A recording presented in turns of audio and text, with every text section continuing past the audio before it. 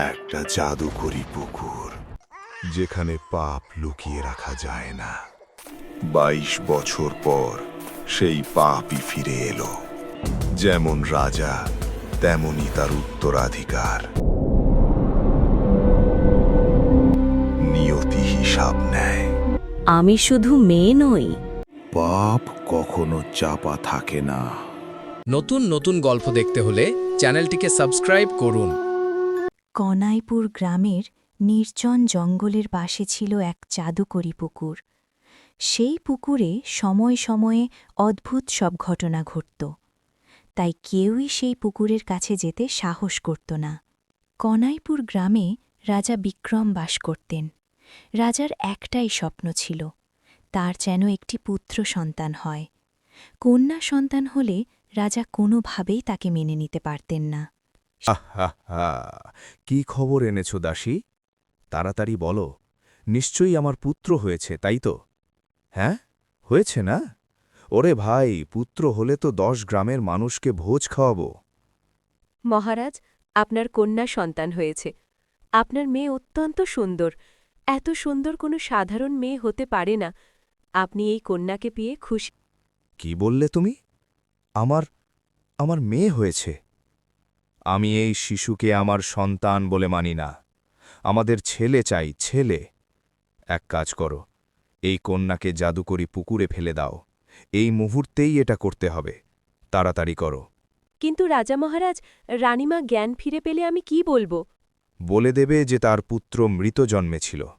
মহারানীর জ্ঞান ফেরার আগেই শিশুটিকে জাদুকরি পুকুরে ফেলে আসতে হবে। দ্রুত যাও। আচ্ছা, কিন্তু রাজা মহারাজ, ওই জাদুকরি পুকুরে আমি একা যেতে পারবো না। ওটা খুবই ভয়ঙ্কর জায়গা। একা গেলে আমার খুব ভয় লাগবে। তোমাকে একাই যেতে হবে, আর কাউকে নিয়ে যাওয়ার দরকার নেই। কাউকে সঙ্গে নিয়ে গেলে কন্যা সন্তানের খবর সবার কাছে পৌঁছে যাবে। সবাইকে এই ঘোষণা করতে হবে যে মহারানীর মৃত পুত্র জন্মেছিল। বুঝেছ? যাও।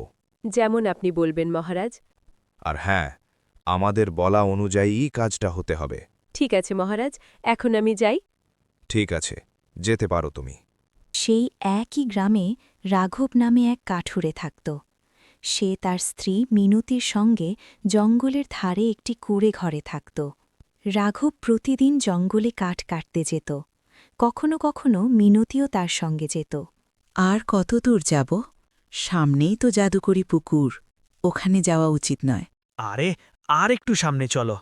আসছে, আসছে। চলো চলো চলো, এগিয়ে আসো। কাঠ বিক্রি করে আমাদের সংসার মোটামুটি ঠিকঠাকই চলে যায়। কিন্তু যদি আমাদের একটা সন্তান থাকত, তাহলে আমাদের জীবনটা আরও সুখের হতো। উপরে যিনি আছেন, তিনি আমাদের কপালে সন্তান রাখেননি। সন্তানের কথা ভাবলেই বুকটা থক করে ওঠে। সন্তান না থাকলে মা বাবার কোনো মূল্যই থাকে না। তুমি আরেকটা বিয়ে করে নাও, যদি দ্বিতীয় বিয়েতে সন্তান হয়ে যায়। না না না, এ কেমন কথা বলছো তুমি? আমি দ্বিতীয় বিয়ে করব না।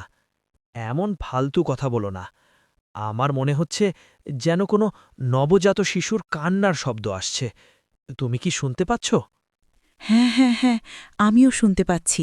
চলো, সামনে গিয়ে দেখি। চলো চলো চলো। সামনেই তো সেই জাদুকরি পুকুর। আরে সাহস করে চলো, বাচ্চার কান্নার আওয়াজ ওখান থেকেই আসছে। চলো, দেখো দেখো, পুকুরের মধ্যে একটা বড় মাটির ঘড়া ভাসছে। ওর ভেতরে একটা ছোট্ট মেয়ে বাচ্চা আছে। আরে চলো, এখান থেকে চলে যাই ভাগ্যবান, না হলে বড় বিপদ হয়ে যাবে। চলো। কোথাও যাব না, এই বাচ্চাটাকে আমরা বাড়ি নিয়ে যাব। আরে তুমি বুঝতে পারছো না, এটা এটা জাদুকরি পুকুর। এতে নামলে আমরা আর জীবিত ফিরে আসতে পারবো না। আমার মনে হচ্ছে উপরওয়ালা আমাদের উপর দয়া করেছেন। তুমি উপরওয়ালার নাম নিয়ে বাচ্চাটাকে নিয়ে এসো। আচ্ছা, যাচ্ছি যাচ্ছি। আজ থেকে এই আমাদের মেয়ে, তাই তো?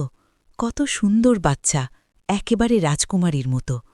দেখো, আচ্ছা বলো তো এর নাম কি রাখব? ঠিক আছে, এর নাম হবে রাধিকা। আজ আমাদের আর কাট কাটতে যাওয়ার দরকার নেই। চলো, বাড়ি ফিরে যাই। মহারাজা তার কন্যাকে জাদুকরি পুকুরে ফেলে দেওয়ার ঠিক 1 বছর পর একটি পুত্র সন্তান লাভ করলেন। কিন্তু এত বছর পর রাজা কি সুখী? সিংহাসনে বসার লোভে আজ আমাদের নিজের ছেলেই আমাদের বন্দী করে রেখেছে। কয়েক বছর পর এমনিতেই তো তার হাতে সিংহাসন চলে আসত, কিন্তু কোনো ছেলে কি নিজের মা বাবাকে বন্দী করতে পারে? আগে তো ওর মধ্যে ক্ষমতার লোভ ছিল না। হঠাৎ এমন কি হয়ে গেল যে এখনই সিংহাসন চাই? আমাদের সবচেয়ে বড় ভুল ছিল ওর বিয়ে দেওয়া। বিয়ের পর থেকেই ওর মধ্যে পরিবর্তন আসে। বিয়ের ৩ মাসের মধ্যেই আমাদের বন্দী করা হলো। যে ছেলের জন্মে আমি 10টা গ্রামকে ভোজ খাইয়েছিলাম, সেই ছেলেই আজ আমাদের বন্দী করেছে। ২২ বছর আগে আমি এক মৃত সন্তান জন্ম দিয়েছিলাম। যদি আমার প্রথম সন্তান বেঁচে থাকত, তাহলে আজ আমাদের এই অবস্থা হতো না। এখন এসব ভুলে যাও, দুঃখ করে কিছুই হবে না। মা কখনোই মৃত সন্তানকে ভুলতে পারে না। আপনাদের জন্য খাবার আনা হয়েছে। আমার কিছু করার নেই।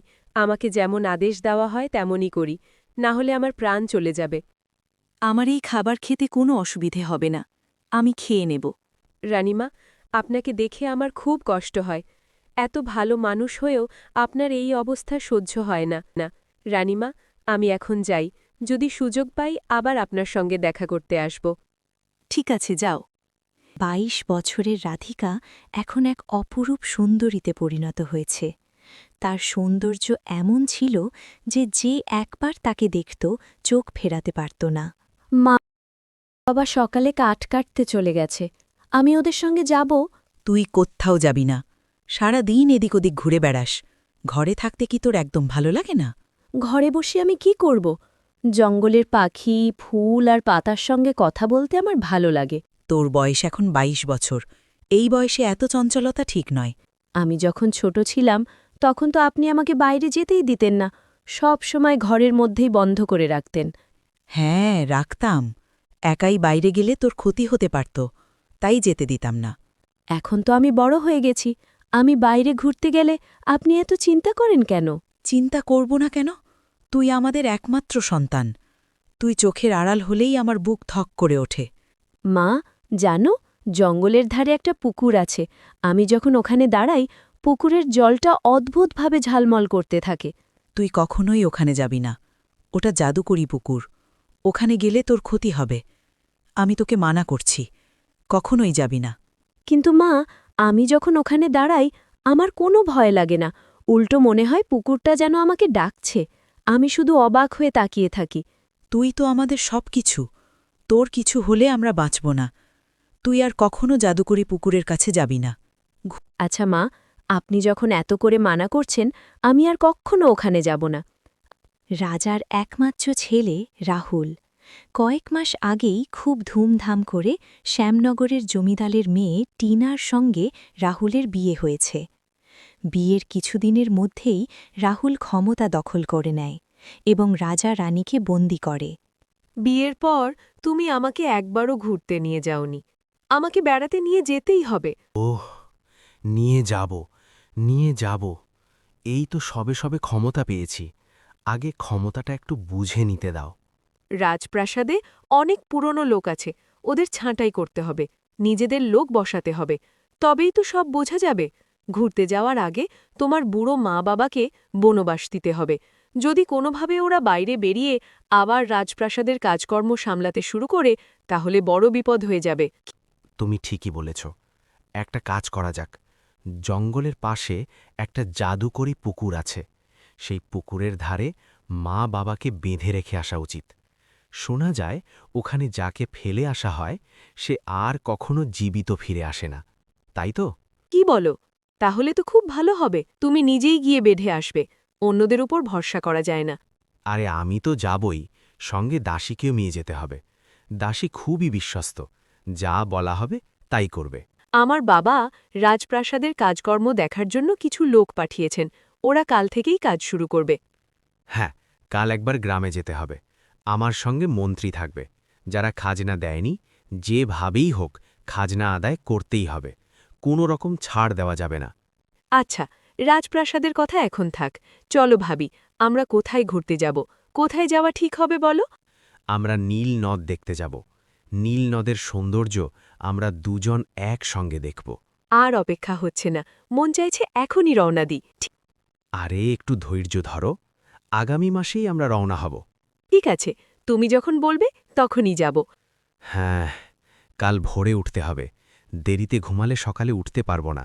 মিনতি কোনোভাবেই রাধিকাকে একা বাইরে বেরোতে দেয় না। মিনতির মনে সব সময় একটা ভয় কাজ করে। রাধিকাও এখন আর একা বাইরে যায় না। সে মাঝে মাঝে তার বাবা রাঘবের সঙ্গে জঙ্গলে যায়। আরে বেটি, তুই আমার সঙ্গে না এলেও চলতো। আমার তো কাঠ কাটতে অনেক সময় লাগবে। তুই এতক্ষণ কি করবি বলতো? আমার ঘরে বসে থাকতে একদম ভালো লাগে না। আমি আপনার সঙ্গে কাঠ কাটব। একদম না, কাঠ কাটলে তোর হাতে ফোসকা পড়ে যাবে। পড়তেই দাও না, আপনার হাতেও তো ফোসকা পড়ে। আচ্ছা পিতাজি, আপনারা আমাকে কোনো কাজই কেন করতে দেন না? না কাজ করতে দেন, না বাইরে যেতে দেন। আমার একদম ভালো লাগে না। আজ থেকে আমি রান্না করব, ঘরের কাজ করব। আরে, তুই তো আমাদের একমাত্র মেয়ে, তোকে আমরা কাজ করাবো কেন? এবার আর সামনে যাব না, আজ এখানেই কাঠ কাটব। তুই এখানে চুপচাপ দাঁড়িয়ে থাক, আর কিচ্ছু করবি না। আমি একটু সামনে হেঁটে আসছি। খুব দূরে যাস না, আমাদের চিন্তা হবে।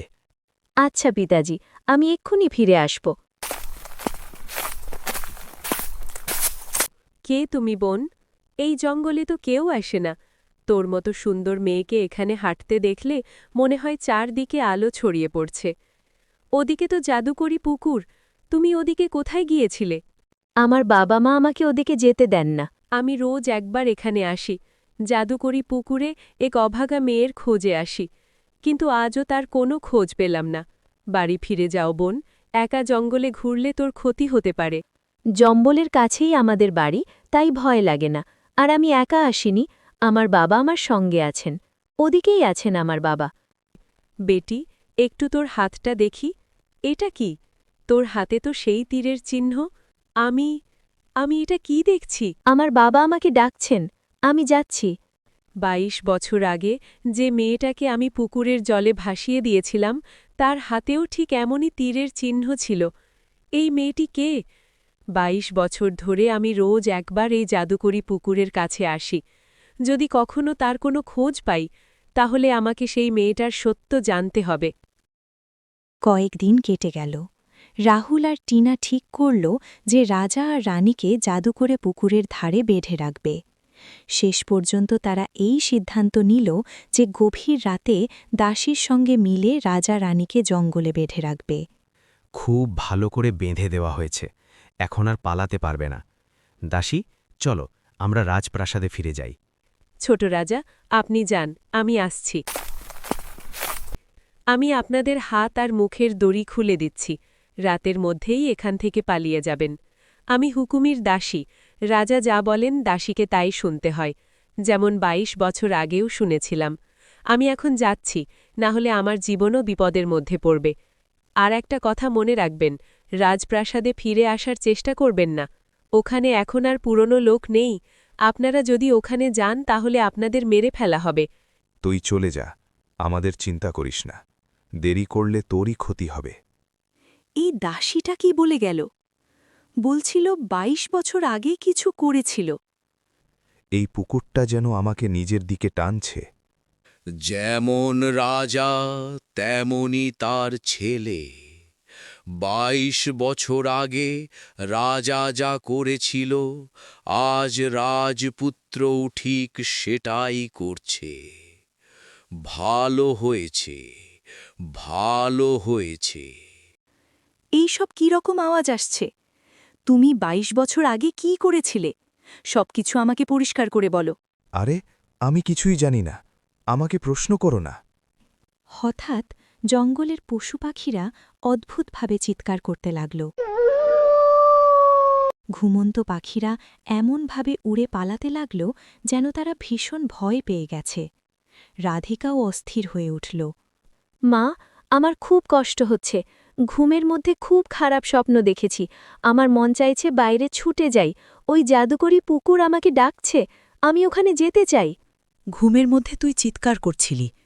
তোর চিৎকার শুনেই আমি আর তোর বাবা দৌড়ে এসেছি। হ্যাঁ, জঙ্গলের পশু পাখিরাও অদ্ভুত আচরণ করছে। মনে হচ্ছে ওরাও ভীষণ কষ্ট পাচ্ছে। মনে আছে ভাগ্যবান ২২ বছর আগে এক রাতে ঠিক এমনই হয়েছিল। হ্যাঁ, আমার খুব ভালো করে মনে আছে। সেই সব কিছু আজ আবার ঘটছে। ও মা, আমার সঙ্গে এমন কেন হচ্ছে? আমি স্বপ্নে দেখেছি আপনারা আমাকে ছেড়ে অনেক দূরে চলে যাচ্ছেন। এমন স্বপ্ন কেন দেখলাম মা? আমরা তোকে ছেড়ে কোথায় যাব মা? আমরা তো সবসময় তোর পাশেই আছি। তুই তো আমাদের প্রাণ। মা, আমি একবার ওই পুকুরের ধারে যেতে চাই। যদি সেখানে না যাই তাহলে আমার খুব যন্ত্রণা হবে। পুকুরের জল আমাকে ডাকছে, আমাকে যেতে দাও। তুই একটু ঘুমোনোর চেষ্টা কর, আমি তোর মাথায় হাত বুলিয়ে দিচ্ছি। আমার ঘুম আসবে না মা, আমার শরীরের ভেতর যেন আগুন জ্বলছে। আমাকে পুকুরের কাছে যেতে দাও। বুঝে গেছি, পুকুরে না গেলে তুই ঠিক হবি না। চল, আমরা ৩ জন একসঙ্গে যাই। চল। রাজা সাহেব আর রানীমাকে রাজপ্রাসাদ থেকে বিদায় নেওয়ার কয়েকদিন পেরিয়ে গেছে। ওদিকে রাহুল আর টিনা নীল নদ দেখতে বেরিয়ে পড়েছে। আহা, কি আশ্চর্য, কি অপূর্ব! প্রকৃতির দৃশ্য কত সুন্দর! মনে হচ্ছে আমি প্রকৃতির মধ্যেই হারিয়ে গেছি। আহা হা হা! এই মুহূর্তে মনে হচ্ছে আমি পৃথিবীর সবচেয়ে সুখী মানুষ। এখন আমাদের আর কোনো বাধা নেই। রাজপ্রাসাদ এখন থেকে আমার বাবার আদেশেই চলবে। এই মুহূর্তে রাজপ্রাসাদের কথা শুনতেও ভালো লাগছে না।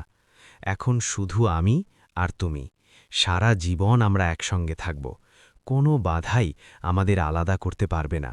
সব বিপদে আমরা একে অপরের পাশে থাকব। দেখো, সূর্যটা কিভাবে পশ্চিম আকাশে ঢলে পড়ছে, লাল লাল রশ্মি ছড়িয়ে পড়ছে। চলো, নদীতে সাঁতার কাটি। এখন নয়, এই সন্ধ্যায় সাঁতার কাটলে তোমার ঠান্ডা লেগে যাবে। ঘুরতে এসে যদি অসুস্থ হয়ে পড়ো তাহলে কি ভালো লাগবে? হ্যাঁ, কথাটা ঠিকই বলেছ। আচ্ছা, আজ রাতে আমরা কি খাব? তুমি বলো, তোমার যা ভালো লাগে সেটাই খাবো। বলো। আজ আমরা মুখ পোলাও আর চিংড়ির মালাইকারি খাব। ঠিক আছে, তাই হবে। দেখো, নীল জলের নিচে ছোট ছোট নুড়ি পাথর দেখা যাচ্ছে। আমি এই নুড়িগুলো নিয়ে যাব, রাজপ্রাসাদে রেখে দেব। আহা, আমরা তো এখানে আরও কয়েকদিন থাকব। যেদিন ফিরে যাব তার আগেই তুমি নুড়িগুলো তুলে নিও। এখন তুলো না। দেখো, সূর্য ডুবে গেছে, এখন অন্ধকার হয়ে যাবে, নদীর জলও দেখা যাবে না। এখন সকালে এসে আমরা আবার নদী দেখব। এখন চলো, এখান থেকে যাই। দেখো, আর একটু থাকি। কি ঠান্ডা হাওয়া বইছে, মনটা খুব ভালো লাগছে। আচ্ছা বলো তো, আমরা যদি সারা রাত এখানেই বসে থাকি তাহলে কেমন হবে? খুব ভালো হবে। আমি এখানেই বসে রাত কাটাতে চাই। এদিকে রাজা আর রানী পুকুরের ধারে অচেতন হয়ে পড়েছিলেন। ৩ জন মিলে তাদের নিজেদের ঘরে নিয়ে এলো। আপনাদের খুব কষ্ট হচ্ছে নিশ্চয়ই, কিন্তু কি করব, এর চেয়ে ভালো ব্যবস্থা করতে পারিনি। আমাদের কোনো অসুবিধে হচ্ছে না।